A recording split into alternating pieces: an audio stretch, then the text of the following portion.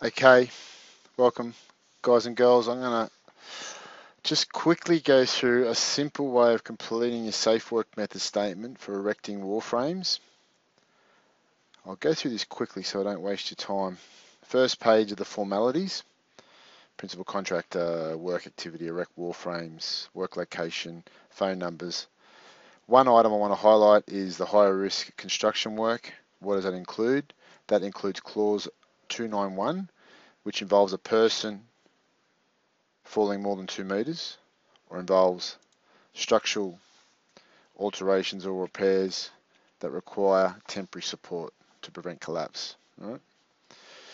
Sign off: works manager, director is going to review it. Brett the builder is the worker. Let's come down and complete this quickly. Okay, we're going to do it quick because it's a short, small little job. We don't want to be wasting too much time, but it will assist us with our safety and also just planning, and I'll mention that in a moment.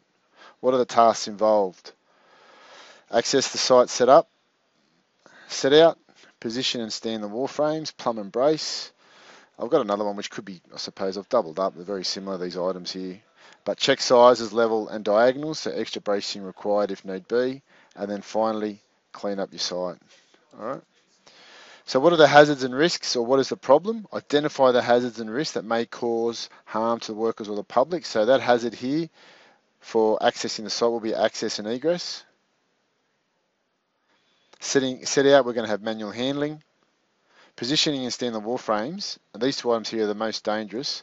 We have a few items noted: manual handling, electrical, use of plant and equipment, falls and falling objects, and one that I missed out, I've done a couple of these videos, but this is the final one, I've done structural collapse.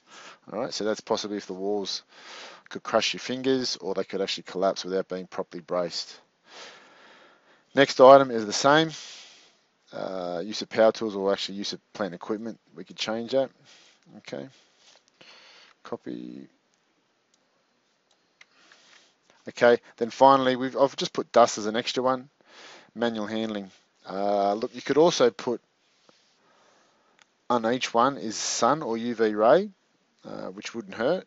But anyway, I'll leave that for the moment. What are the control measures? Describe the control measures and how they will be used. Describe what will be done to control the risk. What are you going to do to make sure you control that risk and that hazard is not going to affect the health and safety of the workers? What will you do to make the activity as safe as possible? Nice and simple. Access and egress, we're going to ensure the area is clear and can provide access. Get rid of any rubbish, materials in the way, maybe other vehicles. Manual handling for set out won't be too difficult, but you might need to be moving some cement bags, cement or bricks. Just ensure you have correct lifting techniques at all time. All right, now the nitty gritty. Positioning and standing the wall frames.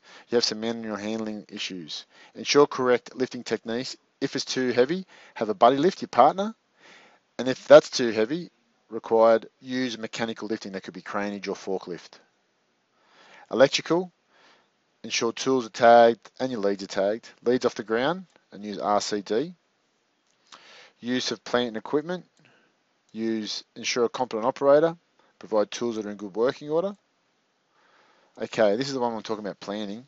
Falls and falling objects. Ensure edge protection provided where required. So that might ring a bell when you write this up. You've noted that a job that you're going to start next week is on a sheer edge cliff, and the site manager needed to ensure that the scaffold was placed up before you started. So, you fill that out and you're planning ahead. You just like, geez, I hope that's there. Ring up the site manager and said, oh, is it ready? We're going to be there Monday. He says, yep, it's ready to go. Off you go. Sometimes there might be issues where it's not ready and he'll let you know. There could be you turn up and it's not up. So then you would be losing a day's pay. So that helps you with your planning. Structural collapse. So ensure all bracing is placed at all times. Tradesmen to check, they sign off on your ITPs and or your checklist, and actually you'll need to get a complete engineer certification. All right. Very good. Next items are the same, so I won't go through them and waste your time. I think you get the picture. Finally, you clean up your site. You'll have a dust manual handling issues, which are not, major. I've just noted for dust issues, where required, you maybe use a dust mask. All right. I hope that helps. Thanks, guys.